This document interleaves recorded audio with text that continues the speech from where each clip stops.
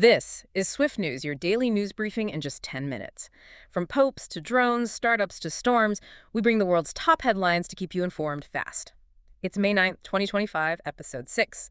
Today we're covering a new pope selection, Bill Gates' massive pledge, India-Pakistan drone clashes, startup surges, and more. Politics, business, sports, and human stories, we've got it all.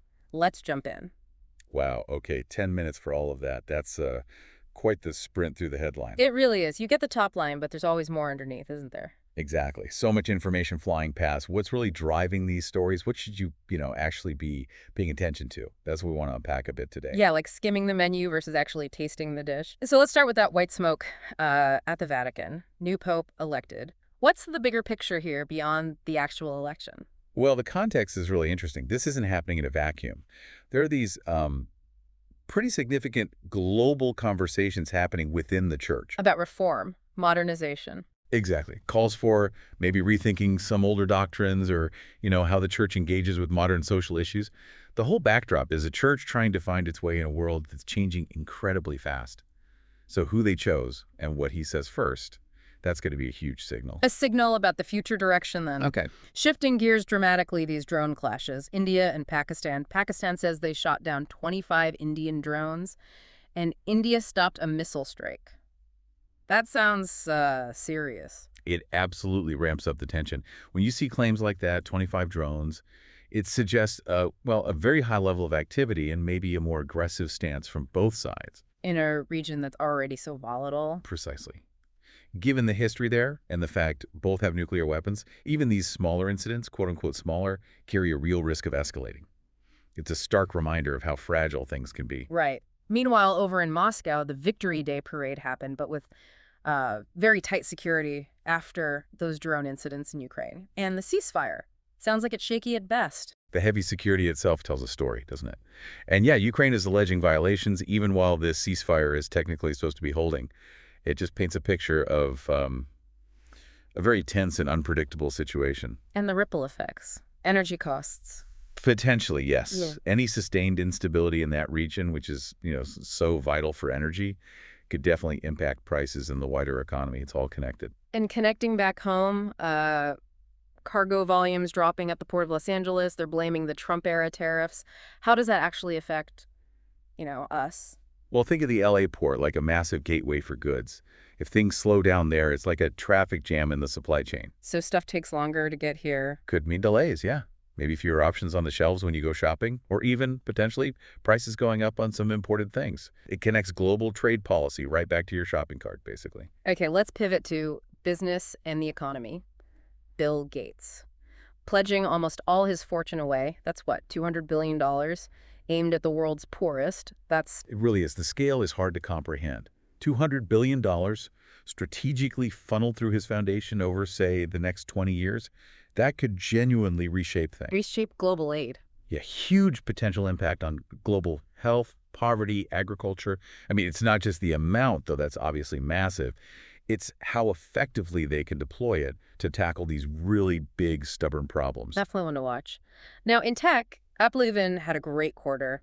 Revenue up, stock surged. Yeah. What was behind that? Yeah, they did well. It looks like a combination of things. Their advertising tech part grew strongly, but they also made a strategic move, sold off some of their gaming businesses. Interesting. Focusing efforts. Seems like it. Doubling down on their core ad tech strength, where they see the biggest upside right now. Investors clearly like that focus, hence the 18% stock jump. And speaking of tech booms, India's startup scene sounds incredibly vibrant. 40% of Gen Z workers joining startups. That's a huge number. It really is. That says so much about the entrepreneurial energy there. When you have that many young people choosing the uncertainty, the excitement of a startup over maybe a safer corporate job. It fuels innovation, right? Absolutely.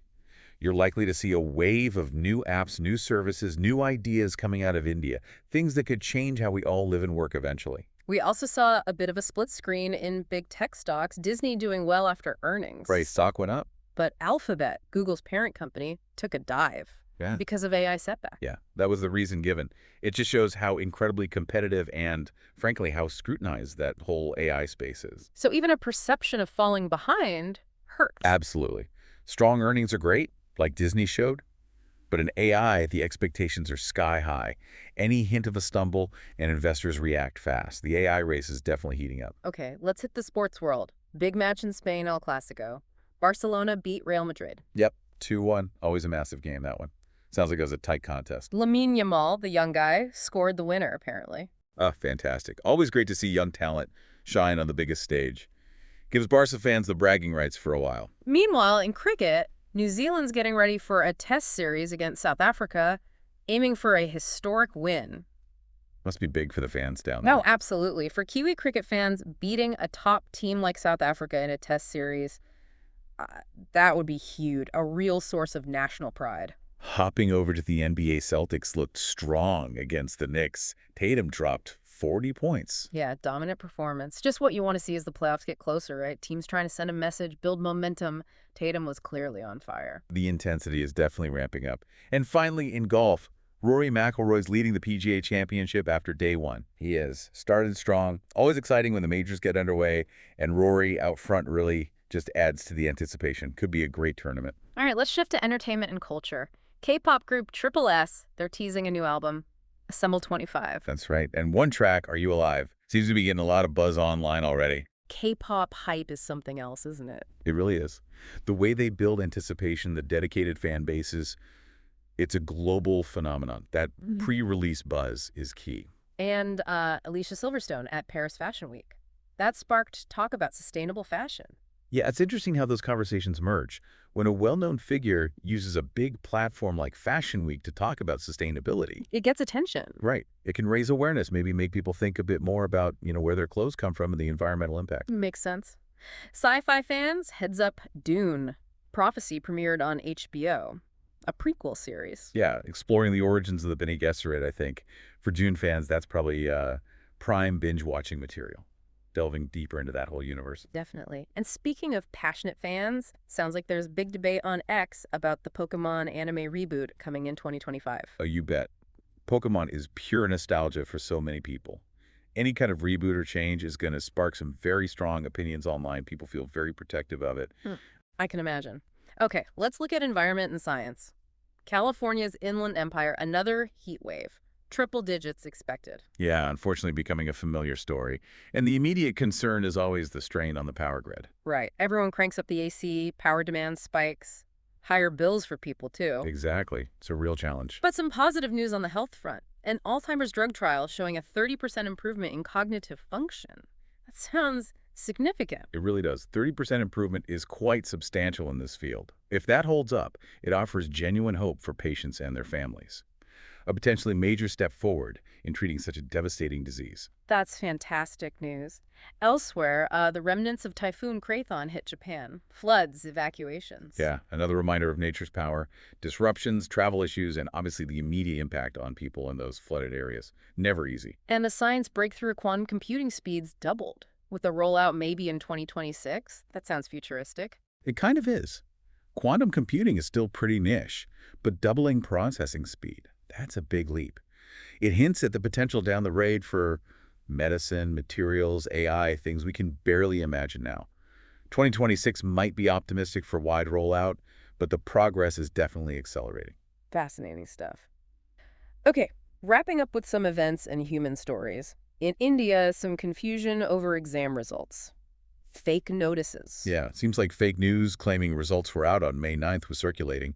The official board, CBSE, had to step in and say, no, wait for our official announcement. Important to get that clarified quickly, especially for students. Absolutely, misinformation like that can cause a lot of unnecessary stress.